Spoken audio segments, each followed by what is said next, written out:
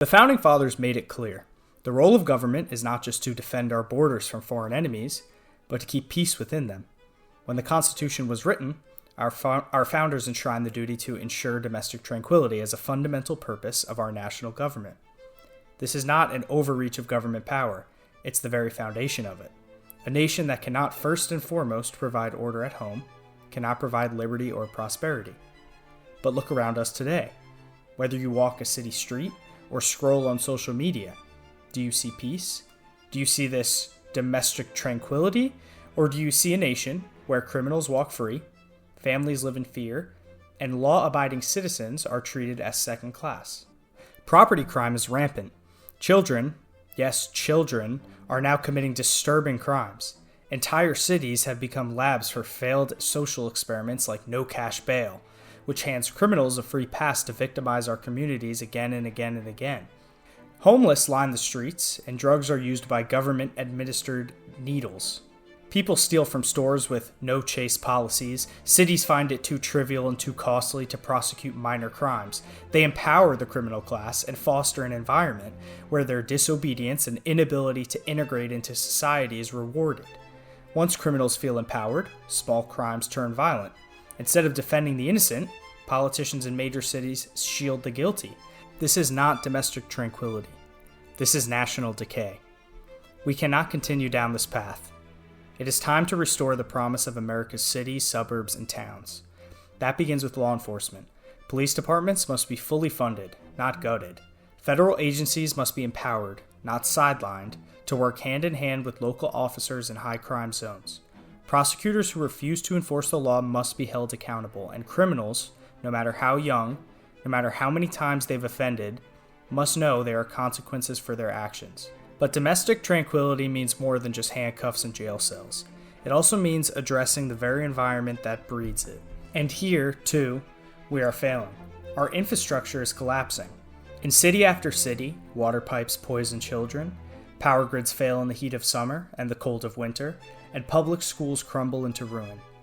Roads, bridges, and railways, once symbols of American strength, are now monuments to neglect. Hospitals in underserved areas are falling apart, leaving citizens with fewer options for care. What happens when infrastructure fails?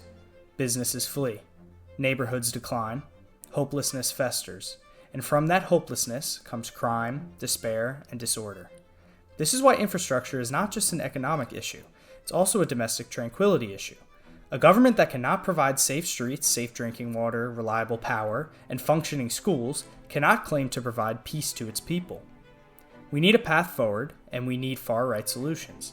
So let me explain some legislation that, if enacted, can rectify our national decline. To start, federal funding needs to assist the most underfunded police departments across the country, targeting the most crime-ridden areas. The National Guard should be activated in every state, armed and ready to tackle crime in the most dangerous areas. No street in America should be too dangerous to walk down at night. Next, judges and elected officials need to cooperate in prosecuting the law to the fullest extent. No more no cash bail, no more free passes. 2 new precedents need to be set. First, we must enshrine self-defense as an explicit federal constitutional right through a national stand your ground amendment, ensuring that every American has the unquestionable freedom to defend themselves without fear of prosecution. This must be enforced by expanding Second Amendment protections through nationwide concealed carry reciprocity, so that law-abiding citizens can protect themselves and their families no matter where they travel within the country.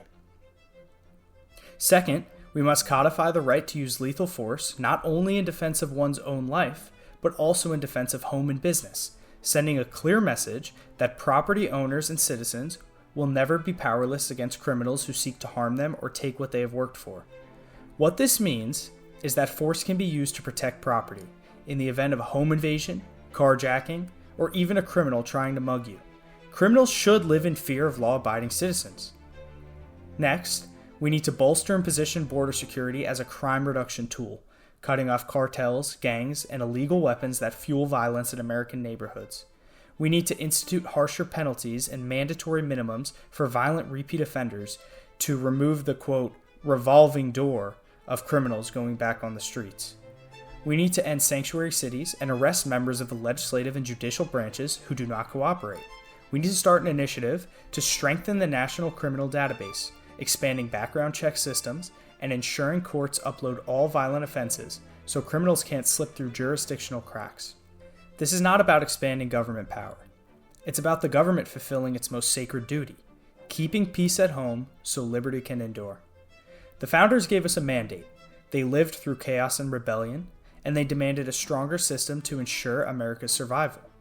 Now, in our time of unrest, we must honor that mandate. We must demand action. We must reclaim our streets, rebuild our cities, and restore our faith in America's promise.